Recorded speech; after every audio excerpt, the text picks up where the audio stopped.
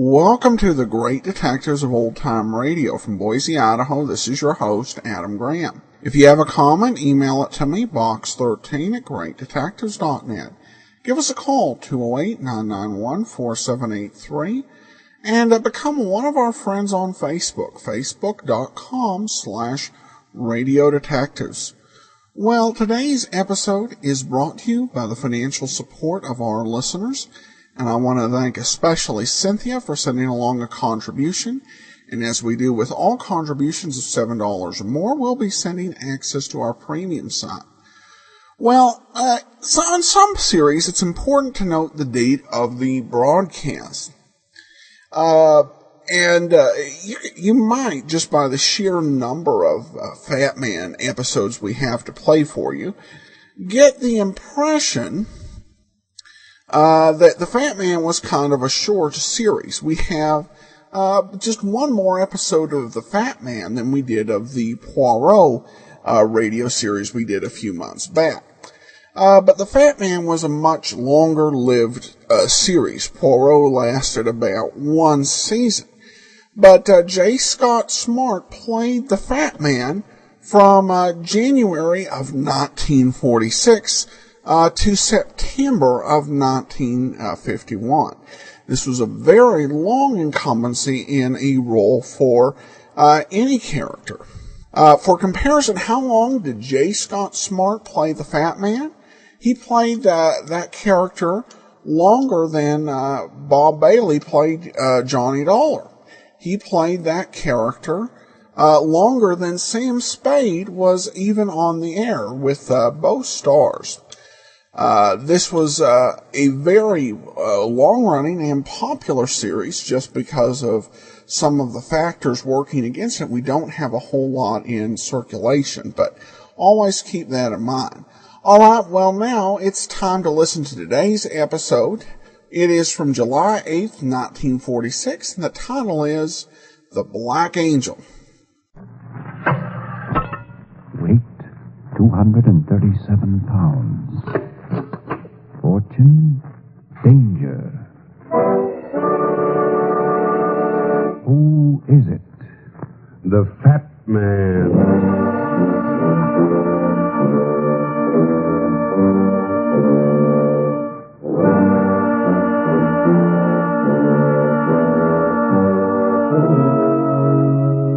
The American Broadcasting Company brings you the adventures of Dashiell Hammett's latest and most fascinating character, the Fat Man, a fast-moving criminologist who tips the scales at 237 pounds. Tonight's adventure, the Black Angel. And now, here is the Fat Man.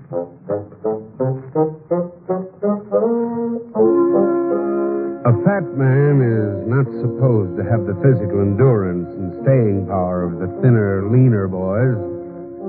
When he lugs that extra weight around, he loses his wind quicker and his muscles tire faster. If you've ever made a forced march with 50 or 60 pounds of equipment on your back, you'll know what I mean about a fat man's extra weight.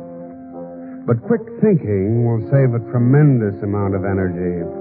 And a fat man has to save his energy in my business because you need every bit of it when you're fighting with a murderer.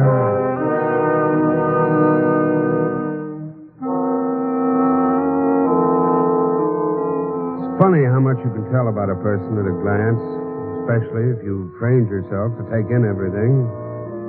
I liked this guy the minute he walked in my office, and I felt sorry for him. I liked him because his eyes were honest and intelligent. He was in his late 30s, nice-looking without being handsome. His conservative, well-made clothes told me he had a commuter's ticket in his pocket and a growing bank account he'd earned himself. I felt sorry for him as he stood in front of my desk because I'd seen the same expression on the face of a soldier in Belgium when his wife wrote him she wanted a divorce. He didn't waste any time, and I knew he was telling the truth. Mr. Runyon, my name is Atchison, John Atchison. Sit down, Mr. Atchison. Oh, thanks. I hope you'll understand. I always try to. What's the trouble? I don't like this sort of thing. I don't like anything sneaky or underhanded, but there's nothing else I can do. I can't stand it any longer. It's driving me crazy. I can't sleep. I can't eat. I walked around the block 4 times before I could make myself come in. Wife trouble? Why, yes. How did you know? There are a lot of wives and a lot of husbands. You'd be surprised how many of them come in here. Yes, I suppose so. I suppose it's an old story. I guess I'm a fool, but I never thought it could happen to me. Another man? Well, I'm not sure. Don't you see? That's the trouble. I'm not sure. I know there's somebody, but I've got to find out the truth. I've got to know before I lose my mind. Have you asked your wife about it? Oh, no, of course not. Don't you understand? I love Peggy. I love her more than anything in the world, and I've always trusted her. If I were wrong, I could never forgive myself. I understand. You want me to find out who this guy is and what's going on? Yes. I simply want to know the truth. Maybe hard to take. I can take it. Okay, Atchison. Now, tell me why you're suspicious. What's happened? It started only 3 days ago. I came home early. Peggy was talking on the telephone, and she didn't hear me come in. I heard her say, "But, Angel, John mustn't know." I was stunned. I couldn't believe my ears. And then she said, All right. I'll meet you in the same place at 9 tonight. Did she know you'd hurt her? Oh, no. I waited a few minutes, then walked in. She seemed flustered and surprised that I was home early, but said nothing about the phone call. That night, she said she was going to see her girlfriend. You didn't try to follow her? Oh, no. I couldn't bring myself to that. Besides, I kept hoping that I'd been mistaken, that maybe she hadn't said that at all. Never had any reason to suspect her before, eh? Never. It's just possible, Atchison, that what you heard her say on the phone might have had a different meaning from what you suspect. Oh, but how could it? How long have you been married? Not quite a year. What do you know about your wife's past? Why, actually, I know very little about her past life. I never questioned her. She has no family, and... Where'd you meet her? Oh, she was the cashier in one of those dance halls, a place called the Tropical Gardens. Oh, I know what you're thinking, Runyon, but you're wrong. I used to be lonely, and, well, I went there sometimes. She wasn't like the others. We fell in love and got married. I see. You know, it might not be another man at all, Atchison. It might be something worse. What? Blackmail. Blackmail? I hadn't thought of that. That might explain... Explain what? The money. What money? The $300 that's missing from our savings account.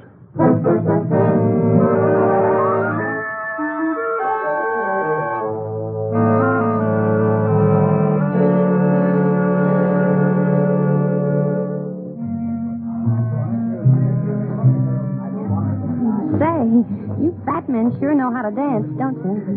Yeah. I don't remember seeing you here in the gardens before. You're a new one, aren't you? Mm-hmm. You aren't very talkative, are you? Not usually. Are you? What do you mean by that? Of course I like to talk. Well, that's swell. Maybe you can tell me something. What? Do you remember a girl named Peggy that used to work here? She was a cashier. Sure I remember Peggy. Why? Well, I'm trying to find her. I thought maybe somebody here could tell me something about her. Hey, wait a minute, mister. Who are you trying to kid? Nobody, sweetheart. I'm related to her. The folks think something has happened to her. I thought maybe I could find out who her friends were when she were here, or if she'd had any trouble. Boy, you kill me. Yeah? Yeah, you never saw Peg in your life. What makes you think so? Because she's sitting right over there at that table in the corner. Oh, the girl sitting alone? Yeah, that's Peg. There was a guy with her a minute ago, but he ain't there now. Say, what's your racket anyway? I'm a Hollywood talent scout, sister. Here, buy yourself a new mink coat. A talent scout?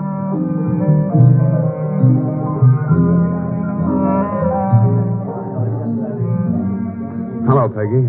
What? Don't you remember me? Why, no. I used to meet so many men here. Well, you didn't meet me here. Where did I meet you? I'm a friend of John's. John. Yeah. Mind if I sit down? Please. He'll be right back in a minute and... Who's he? Listen. I don't know your name. But if you're a friend of John's, you'll forget you saw me here tonight and you'll never tell him. Why? Because what a husband doesn't know won't hurt him? No. You don't understand and I can't explain. Are you in trouble? Yes. Maybe I can help you. No, I don't think so. I don't think anyone can help me. Well, tell me about it. No. Not now, not here. Where then? Meet me tomorrow at the Primrose Bar at 1 o'clock. Okay, honey, but be there. If you don't show up, I'm going to have a talk with your husband. I'll be there. But please, John mustn't know anything about this. He mustn't know anything at all. Why not? Because if he found out, he might be murdered.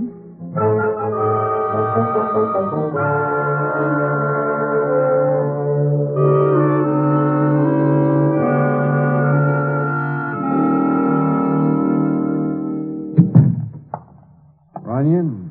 Yeah. Pleased to meet you, Runyon. I've heard about you. My name's Caldwell. I'm an operative from San Francisco. Maybe you've heard of me. Not that I recall, but there's something familiar about you. I had a bad break not long ago. I did my job too well and got my mug plastered all over a lot of newspapers. Maybe you saw my picture. Maybe. Could be that. It's hurt my work a lot. Too many people know me. Fame does have its drawbacks. Yeah. You're a long way from home, Caldwell. That's why I came to see you, Runyon. Oh? Here on the job? That's right. I've got no connections here, and I might need a little help. I thought maybe you'd like to give it to me. There might be a lot of dough in it for you. How much is a lot? Say $5,000? That is a lot of money, Caldwell. Yeah, for $5,000, a man is a sucker to ask too many questions. You know, that's a funny thing, Caldwell. That's exactly what I think. We're gonna get along swell. Sure. Now, tell me about the job. Well, about a couple of weeks ago, a guy comes into my office and makes me a proposition. It seems a pal of his disappeared with $100,000 in cash, and half of it belonged to my client. He wanted me to find his pal. Where did the $100,000 come from? I don't know, but let's just say it was dropped by a careless bank messenger, and these two guys found it lying in the street. Finders keepers, Yeah. And now you want to shed the client and do a little finders keepers on your own? That's the general idea. After all, the dough doesn't belong to either of them. The client's out on the coast. The climate here doesn't agree with them. You found this client's pal, the guy with the dough? I found him.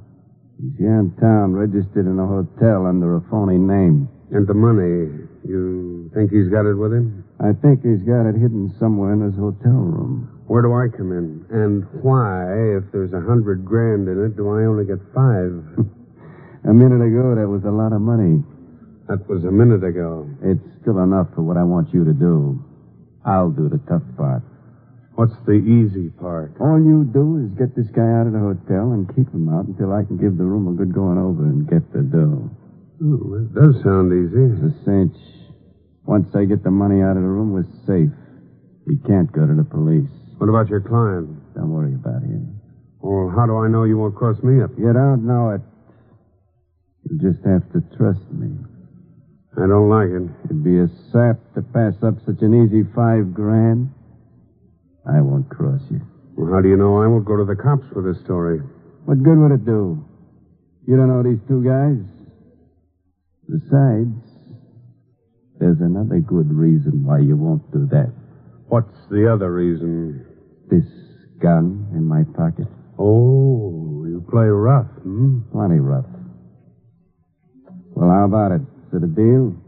Okay. Count me in. That's better. Meet me at 8 o'clock tonight at the corner of 50th and 8th Avenue. What's the guy's name and what hotel's he in? Do I look like a sap? I'll tell you at 8 tonight. Okay. I'll see you at 8 then. Yeah. Hello? Hello, Brad. This is O'Hara. Yeah? What's on your mind? Listen, Brad. You remember a gang of bank robbers operating in the Middle West a couple of years ago, led by a guy named Angel Black? Yeah. I remember something about it. Didn't the papers call him the Black Angel? That's right. If you remember, he was caught and sent up for life. But one member of the gang, a fellow called Snyder, was never pulled in, and the loot from a couple of bank chaps was never found. Hey, wait a minute, O'Hara. What about this guy, Angel Black? Well, he escaped from prison about a week ago, and we just got a tip he's somewhere in this vicinity. I want you to keep your eyes open for him. What's he look like? Well, he's short, heavy-set, jet black hair, and I It's think... not black anymore, O'Hara. It's red. And he's wearing a red mustache. What are you talking about? How do you know? He just left my office about 2 minutes ago.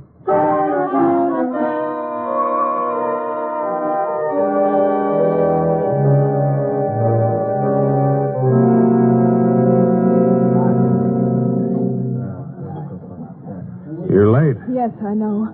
I'm sorry, but I had to be careful. I was afraid I might be followed. Your husband? No. The man I was with last night. You saw him, didn't you? He has red hair and a red mustache. No, not last night. But I don't understand. He saw you at my table. When you left, he walked after you. Didn't he speak to you? No. But 2 and 2 are rapidly making 4. What do you mean? I think your friend followed me home last night. How did you get mixed up with Angel Black, Mrs. Atchison? You know him? You know who he is? Yeah. But how? Never mind that. No, you've got to tell me. How did you know it was the angel? Don't you see he's desperate? He came to see me this morning. What did he say? What did he want? Made me a proposition. Oh, you shouldn't have sat at my table last night. Don't you understand it's a trap? He'll kill you. He'll kill John, too. That's why John mustn't know. You still haven't told me where you come in on this business. I used to know the guy. I was his girl. We were going to be married. Were you one of his gang? No. At least I never knowingly was. I didn't know the truth about him. When I found out, it was too late. He made me go with him when things got too hot. They finally got him and sent him up. I never went back home. I came here and got a job in the tropical gardens. How did Angel find you? I don't know. It was 4 nights ago. I'd gone down to the drugstore for something and was walking home. The street was dark and deserted.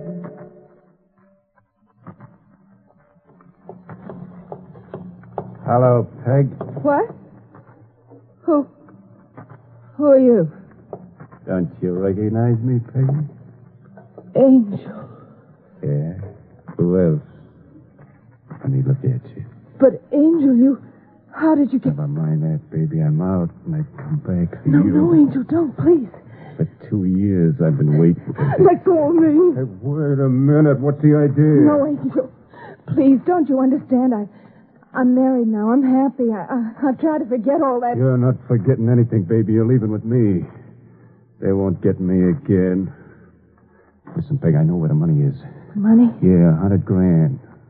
They never found it because that rat Snyder got away with it, but I found him. He's registered here in the city at the Gilroy Hotel on the name of Cooley. He's got the money with him in cash. How do you know? Word gets around, even in jail. But the police, they'll find you. Oh, no, they won't. That's where you're going to help me. No. No, I told you that's all over. Listen, and get this straight. If you like this guy you're married to, you'd better do what I say.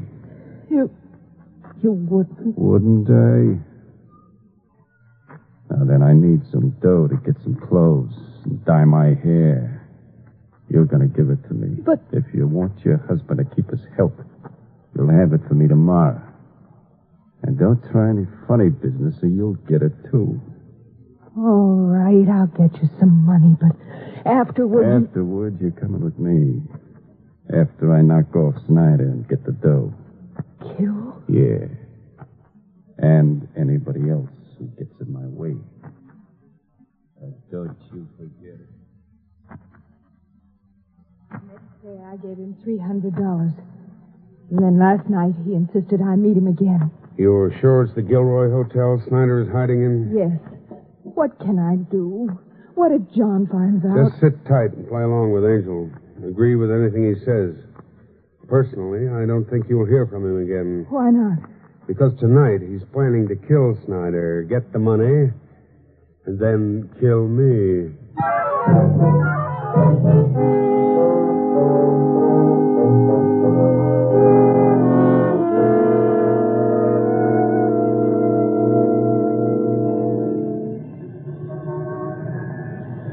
Yeah, this is it, O'Hara. Hotel Gilroy. Yeah, cheesy-looking dump, isn't it? Yeah.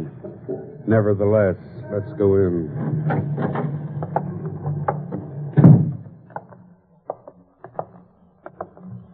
Hey, clerk. What room is Mr. Cooley in? 510, top floor. Is he in now? How should I know? Is his key in the box? No. I guess he's in. Come over here closer. Yeah, what's the matter? Look. Oh, please. That's right. Listen, this is a respectable hotel. We don't want no trouble. Neither do we. Give us the pass key. Oh, okay. Here. There may be some shooting upstairs. Keep everybody off the 5th floor till we come down. Yeah, sure. Say, what's this guy Cooley done? Never mind. Come on, O'Hara. All right.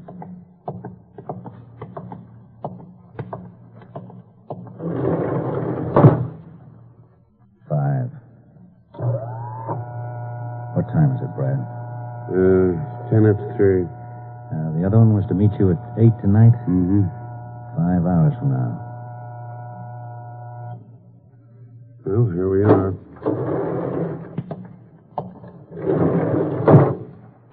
5:10. It's down this way. Get out your gun. Don't worry. Here it is. Easy now. He's not in. I don't know. Wait a second. Open up, Cooley. If you don't, we're coming in shooting.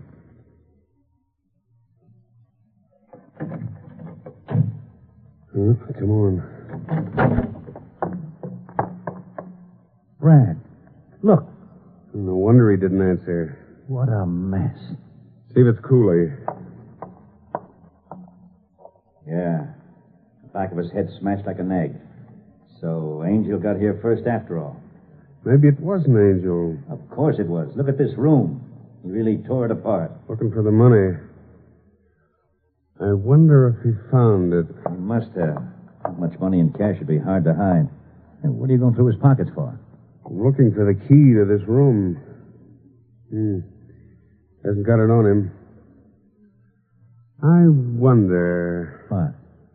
Listen, O'Hara. I want you to do something, and I don't want you to ask any questions. What is it, Brad? Forget that we've been here. Forget it. Are you nuts? You've got to forget it. Only for the time being, though. I've got a hunch this business isn't over yet. But I can't do that. Sure you can. I'm going to lock this door and give the pass key back to the clerk downstairs. As far as he's concerned, Cooley wasn't here. But what about the maid? Too late for the maid. Nobody will find this body until tomorrow morning. That is, nobody who'll care to report it.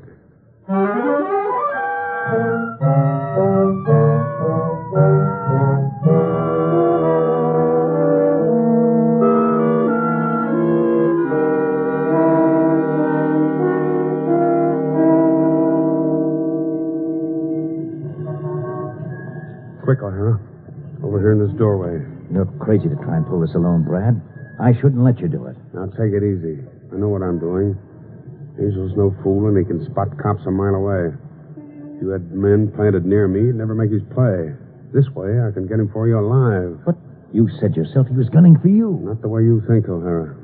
That's why I wanted you to keep quiet about Snyder's murder.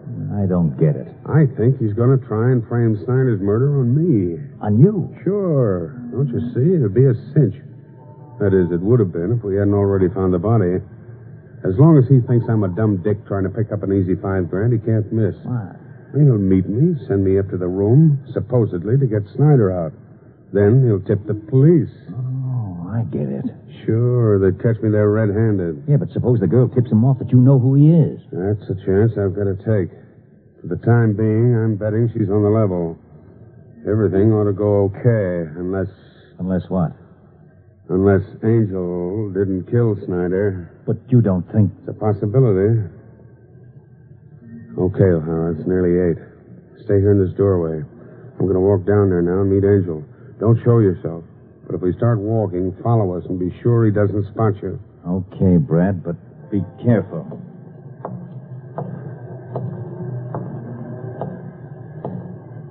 Hello, Runyon. Hey, you're right on time. There's an alley over here. Let's walk down there. Oh, why the alley? We can talk better there.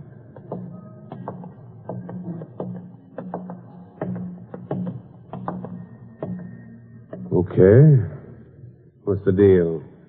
You got a gun on you? Yeah, why? I just wondered. You might need it. I don't like guns.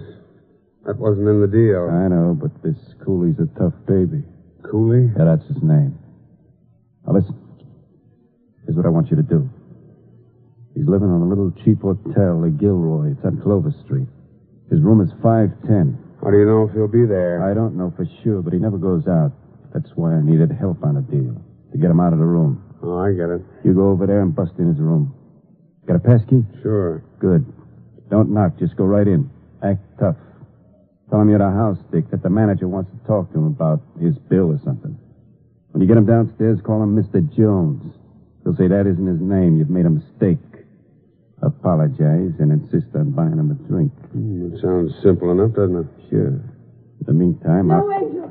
Stop. Well, somebody's coming. No. You Shut up, killed you him. fool. He isn't dead. I slugged him. What's the idea of following me? Quick, come on. It's a trap. That's what Come on. Stop! Brad, are you all right? Yeah, I think so. He slugged me when the girl... Yeah, I saw her run down here. She must be in it with him. She came to warn him. Had to get away? Yeah. Come on. Where are we going? Back to the Gilroy Hotel. Why? Because I think the $100,000 is still hidden somewhere in Snyder's room.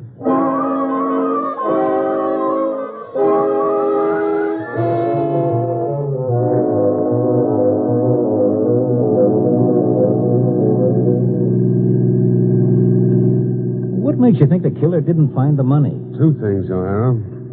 In the first place, the key to the room is missing. The murderer kept it so he could get back in the room later, after the murder had been discovered and the body had been removed. Well, what's the other reason? The fact that Angel was so anxious to frame the murder on me.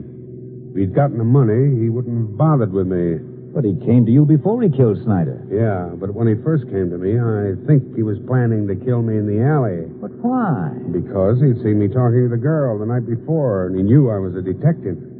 Later, when he couldn't find the money, that he decided to frame me for Snyder's murder. Yeah, but where is the money? The place had been torn apart. It wasn't in the room. That's what I mean, O'Hara. Well, here we are. Come on.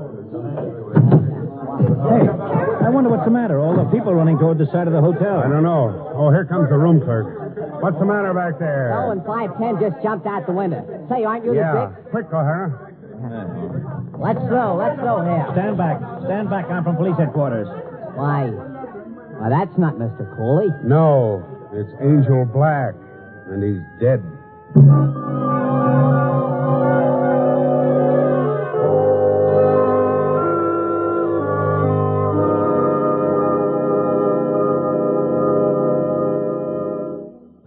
But what could have happened? Mr. Cooley murdered right in this room, and this red-headed man dead? Never mind that.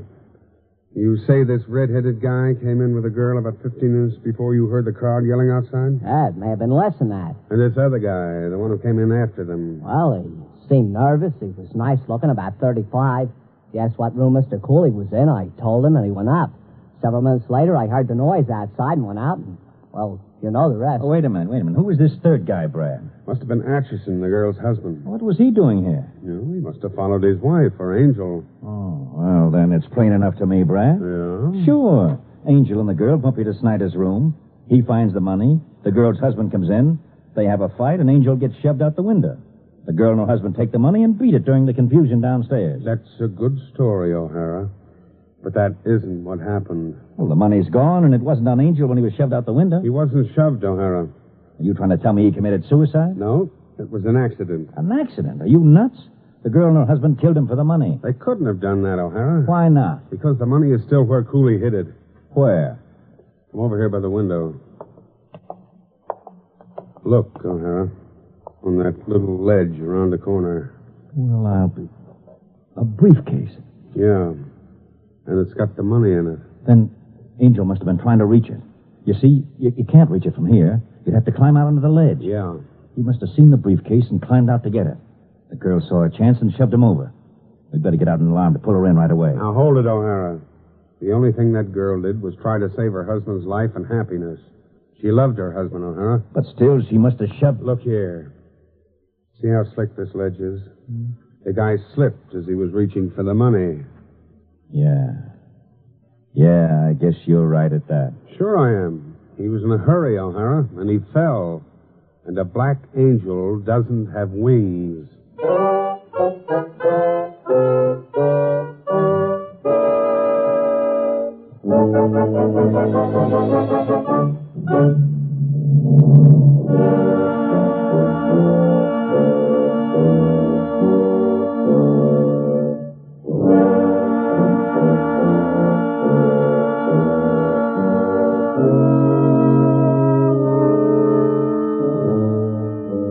Next week at this time, the American Broadcasting Company brings you another adventure of Dashiell Hammett's exciting new character, the Fat Man. Next week's story is called The Skull's Ballroom. And as the Fat Man says... A ballroom is usually a gay, carefree place filled with happy, dancing couples. But this isn't true of the Skull's Ballroom. There, the couples are ghosts of the past, and the slow waltz they do is the dance of death.